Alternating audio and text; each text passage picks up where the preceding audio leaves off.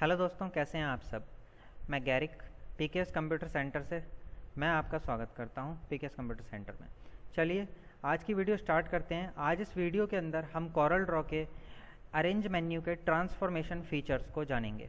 क्या होता है अरेंज के अंदर ट्रांसफॉर्मेशन, क्या करते हैं हम इसके अंदर, इसके क्या क्या फीचर होते हैं। चलिए स्टार्ट करते हैं। अरेंज के अंदर ट्रांसफॉर्मेशन में हमारे पास position, rotate, scale, size, skew होता है। ये 5 फीचर्स होते हैं। जैसे सबसे पहला जो फीचर होता है पोजीशन, जो कि क्या करता है कि किसी भी ऑब्जेक्ट को आपको रीपोजिशन करना है एक फिक्स लोकेशन पर या फिर एक फिक्स लेंथ के साथ। जैसे कि मैंने यहाँ पर एक ये बॉक्स बनाया इसमें कलरिंग दे दी, ठीक है। उसके बाद मैं चाहता हूँ कि इस बॉक्स का एक और डुप्लीकेट या फिर इसकी रीपोजिशनिंग मैं एक फिक्स्ड लेंथ पे करूँ। जैसे कि मैं यहाँ पर ट्रांसफॉर्मेशन फीचर पे गया, Alt F7 मारा मैंने, तो यहाँ पर पोजीशन पर यहाँ पर हॉरिजॉन्टल है और वर्टिकल है। ये क्या है, ये हमारी स्पेसिंग है। जैसे हॉरिजॉन्टल में मैं 1 देता हूँ और वर्टिकल में मैं नहीं देता हूँ, लाइक सिर्फ हॉरिजॉन्टल रखते हैं, ठीक है। और उसके बाद अप्लाई करते हैं तो देखिए ये बॉक्स जो है 1 इंची के गैप से मेरा राइट साइड में शिफ्ट हो जाएगा। अब ये क्या है, ये रीपोजिशन हो रहा है, अप्लाई करने पर रीपोजिशन हो रहा है। फॉर एग्जाम्पल मैं जहाँ पे भी चाहूँ मैं यहाँ रखता हूँ और मैं फिर से अप्लाई करता हूँ तो रीपोजिशन होगा सिर्फ 1 इंच के गैप से। अब फॉर एग्जाम्पल मेरे को कोई इफेक्ट बनाना है, मेरे को जो है यहाँ पर अप्लाई टू डुप्लीकेट करना होगा। उससे क्या होगा कि जो चीज़ पहले सिर्फ रीपोजिशन हो रही थी अब वो डुप्लीकेट भी होगी ऐसे करके, और वो भी एक फिक्स लेंथ पे। माने कि इस वाले बॉक्स में बल्कि ये सारे ही बॉक्सेस के बीच में बराबर जगह होगी। इसी को कहते हैं हम अप्लाई टू डुप्लीकेट। जब हम अप्लाई टू डुप्लीकेट करेंगे तो ये फिक्स लेंथ पर इसको डुप्लीकेट्स को बनाएगा। अब इन चीज़ों से आप मल्टीपल बहुत अच्छे इफेक्ट्स भी बना सकते हो। अब फॉर एग्जांपल मैं इस वाले बॉक्स का डुप्लीकेट राइट साइड में ना बना के डाउन साइड में बनाना चाहता हूँ, तो मैं यहाँ से इस पर डाउन साइड के चेक बॉक्स पर चेक करूँगा। और ये देखिए जैसे ही मैं डाउन बॉक्स पर चेक करूँगा तो यहाँ पर वर्टिकल की जो मेरी वो है, मेरा रेशियो है, वो यहाँ पर माइनस में 1.551 हो जाएगा। माने कि ये क्या कर रहा है, माइनस में 1.5 इंच का गैप ले रहा है। अब मैं माइनस में अगर इसको यहाँ से इतना हटा देता हूँ तो माइनस में 1 इंच के गैप से अगर मैं इसको करता हूँ और अप्लाई टू डुप्लीकेट करता हूँ तो एक और मेरा ये बॉक्स जो है नीचे 1 इंच के गैप से बन गया। अगर बाई चांस आप चाहते हो कि थोड़ा ज़्यादा बने तो आप यहाँ पर 1 की जगह पर 2 भी कर सकते हो। जब आप 2 करोगे तो अप्लाई टू डुप्लीकेट करोगे तो ये देखिए ये 2-2 इंच के गैपिंग पर आपके बॉक्सेस तैयार हो जाएंगे। और इस तरीके से आप बहुत अच्छे डिज़ाइंस बना सकते हो अपनी एक रेशियो को मेंटेन करके, बराबर गैपिंग को मेंटेन करके। यहाँ से आप अपने बॉक्स की जहाँ चाहो, जैसे आप टॉप पर बनाना चाहते हो, राइट में बनाना चाहते हो, लेफ़्ट में डुप्लीकेट बनाना चाहते हो। मान लो आप इसका जो डुप्लीकेट है वो लेफ़्ट साइड में बनाना चाहते हो तो आप अप्लाई टू डुप्लीकेट करो तो वो डुप्लीकेट बनाता रहेगा। ओके, चलिए आगे चलते हैं। ठीक, उसके बाद हम इसको हटा देते हैं यहाँ से। उसके बाद अगला ऑप्शन है हमारे पास अरेंज के अंदर ट्रांसफॉर्मेशन में रोटेशन। रोटेट पर जैसे ही मैं क्लिक करता हूं तो आप देखोगे ट्रांसफॉर्मेशन का जो पहले बॉक्स यहाँ पर खुला हुआ था इसके अंदर पहला ऑप्शन था पोजीशन, अगला है रोटेशन। तो ये एक ही बॉक्स है, इसके अंदर 5 फीचर होते हैं। अगला है हमारे पास रोटेशन। रोटेशन क्या है, रोटेशन का इस्तेमाल करके आप बहुत अच्छे इफेक्ट्स बना सकते हो। जैसे मैंने यहाँ पर एक ये एलिप्स ले लिया, एलिप्स लेकर हमने इसके अंदर हल्की सी कलरिंग कर दी, आउटलाइन इसकी ख़त्म कर देते हैं यहाँ से। उसके बाद हम क्या करते हैं, इसमें इस एलिप्स में हम जानते हैं कि अगर हमें रोटेशन करनी हो तो हम इस पर एक बार और क्लिक करेंगे तो हमारे पास ये रोटेशन का मोड आ जाता है फ्रेंड्स। उसके बाद हम ये देखते हैं कि ये रोटेशन जो होता है ये सेंटर में पड़े हुए इसके पॉइंट्स के अकॉर्डिंग होता है। ये पॉइंट जहाँ पर होगा उसके अकॉर्डिंग ही रोटेशन काम करेगा। अगर ये पॉइंट यहाँ हुआ तो रोटेशन जो है उसके अकॉर्डिंग घूमेगा, इस पॉइंट के अकॉर्डिंग घूमेगा। सो आगे बढ़ते हैं। इस पॉइंट को हम फिलहाल सेंटर में ही रखते हैं और देखते हैं कि हम इससे कैसे बेनिफिट उठा सकते हैं या कैसे अच्छी शेप्स बना सकते हैं। देखिए ये पॉइंट तो हमारा बीच में ही है।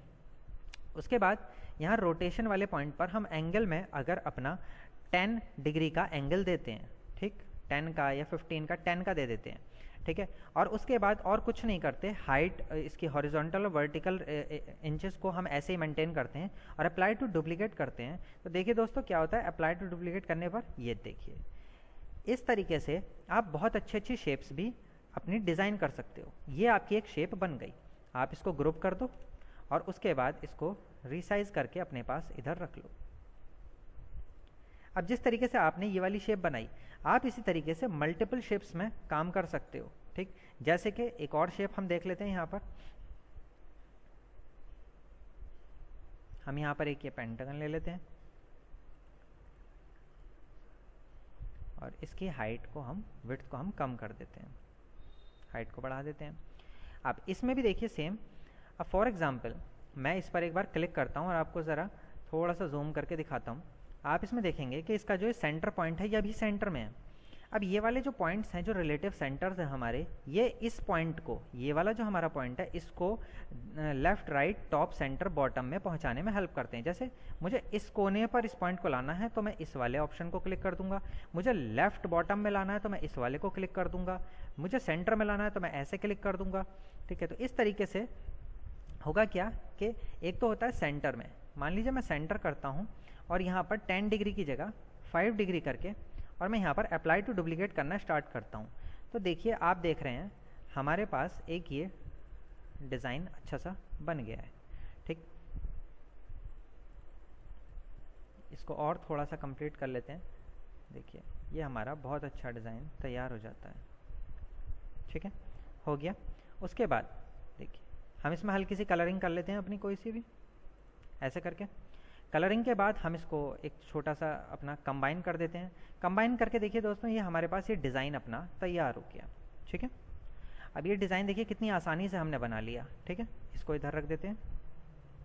तो इस तरीके से रोटेशन का इस्तेमाल करके आप बहुत अच्छे अच्छे डिज़ाइंस भी बना सकते हैं। ठीक, चलिए आगे बढ़ते हैं। अगला ऑप्शन आता है हमारे पास, यहाँ पर थर्ड ऑप्शन है scale and mirror. Scale and mirror क्या है फ्रेंड? जैसे हम क्या करते हैं, मान लीजिए यहाँ पर हम एक सर्कल एलिप्स ले लेते हैं। एलिप्स लेने के बाद हम क्या करेंगे दोस्तों, यहाँ पर अब मैं चाहता हूँ कि जैसे मेरे को क्या है, एक और सर्कल चाहिए, एक और सर्कल चाहिए, तो मैं यहाँ पर उस चीज़ का डुप्लीकेट करता हूँ और उसको मैं रिसाइज कर कर इतना एक और ले लेता हूँ, फिर मैं एक और ले लेता हूँ, फिर मैं एक और ले लेता हूँ, फिर एक और।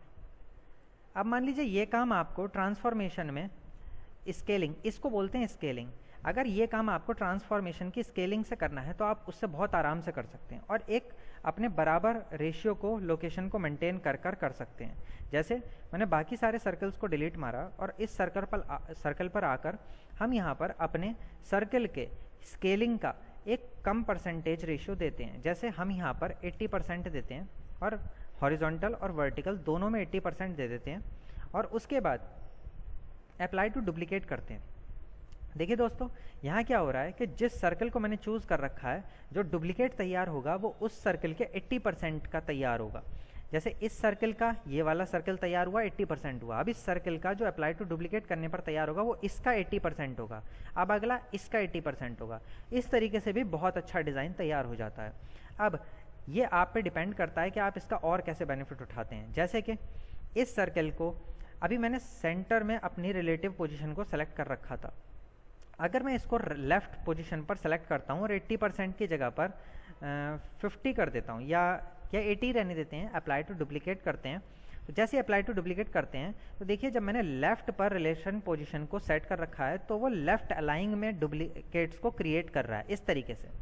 तो इस तरीके से भी आप बहुत अच्छा डिज़ाइन तैयार कर सकते हैं। फॉर एग्जाम्पल आप इसको भी डिलीट कर दें और इसको सेलेक्ट कर यहाँ पर 95 लेते हैं और एक सर्कल लेफ्ट में अप्लाई टू डुप्लीकेट, एक सर्कल राइट में, एक सर्कल लेफ्ट में, एक सर्कल राइट में। तो इस तरीके से भी बहुत अच्छा डिज़ाइन तैयार होगा दोस्तों। कैसे, देखिए अब इसके अंदर हल्की सी कलरिंग दे देते हैं, कोई लाइट शेड देखते हैं जैसे, ठीक, इसको कंबाइन करते हैं। तो ये देखिए दोस्तों, मतलब अब ये डिपेंड करता है आप पर, आप किस तरीके का जो डिज़ाइन है उसे तैयार करते हैं। अब देखिए आगे हम सीखेंगे मिरर। मिरर क्या होता है, जैसे कि मान लीजिए मैं कोई शेप बनाता हूँ, जैसे मैंने यहाँ पर एक रेक्टेंगल लिया, या फिर मैं इसके अंदर इसको पहले कर्व में डालकर इसको हल्का सा एक नई सी शेप बना लेते हैं थोड़ी सी, ठीक, ताकि आपको समझ में आसानी से आ जाए। मान लीजिए मैंने एक ही शेप ले ली, तो मिरर सब जानते हैं भाई कि अगर हमें ये मिरर इसको चेंज करना है तो हम यहाँ से इसकी शेप को ऐसे इसको चेंज कर सकते हैं। अब अगर ये आपको ट्रांसफॉर्मेशन से करना है तो भी बहुत अच्छा ऑप्शन है। इसको आप कैसे इस्तेमाल करोगे, मान लीजिए आपको इसका एक अपोजिट बिल्कुल ऐसा सर्कल यहाँ पर ऐसे तैयार करना है, ठीक, तो आप कैसे करेंगे, यहाँ पर ट्रांसफॉर्मेशन में स्केल एंड मिरर में जाएंगे, मिरर में जाएंगे और यहाँ पर 100% करके उसके बाद मिरर के इस बटन को लेफ़्ट राइट वाले को हॉरिजॉन्टल वाले को चेक करेंगे।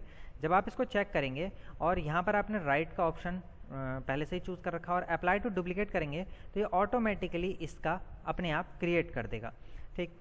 अब फॉर एग्जांपल आप यहाँ पर इसके बाद चाहते हैं कि नीचे भी आए, तो यहाँ पे आप वर्टिकल वाले ऑप्शन को भी चेक कर सकते हैं और इस हॉरिजॉन्टल को हटाकर आप इस तरीके से इसको यहाँ पर हमें इसको सेलेक्ट करके इसका नीचे वाला फुटर चेक करके इसको नीचे हमें चेक करना है। इस तरीके से आप इसको डुप्लीकेट बना सकते हैं। और अब इसका लेफ़्ट वाला पोर्शन चाहिए तो इसको चेक करके इसको अनचेक करके इसको राइट साइड में, इस तरीके से आप इसको बहुत अच्छी तरीके से मिरर को आप बहुत अच्छे से इस्तेमाल कर सकते हैं, ठीक है।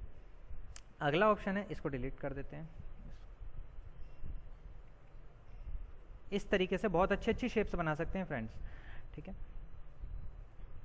अगला ऑप्शन आ जाता है हमारे पास साइज़ का। देखिए साइज़ क्या होता है कि जैसे हमारे पास एक कोई शेप है, ठीक, अब हमारे पास एक शेप तो है लेकिन हमें जल्दी जल्दी उसके मल्टीपल साइज़ के ऑप्शंस चाहिए, डुप्लीकेट्स चाहिए, तो हम क्या कर सकते हैं, ट्रांसफॉर्मेशन का इस्तेमाल करके यहाँ पर मल्टीपल साइज़ को डिफाइन करके हम उनके डुप्लीकेट्स जनरेट कर सकते हैं। जैसे मान लीजिए मुझे एक 4 बाई 4 इंच का डुप्लीकेट चाहिए और वो हमें यहाँ पर ही चाहिए, तो ऐसे हम यहाँ पर अपना साइज़ मेंशन करके 4 इंच चौड़ा 4 इंच लंबा और यहाँ पर राइट अलाइनमेंट में करके अप्लाई टू डुप्लीकेट करके, ठीक है, हम इसका एक डुप्लीकेट तैयार कर सकते हैं जो इसके राइट अलाइन में यहीं पर आएगा।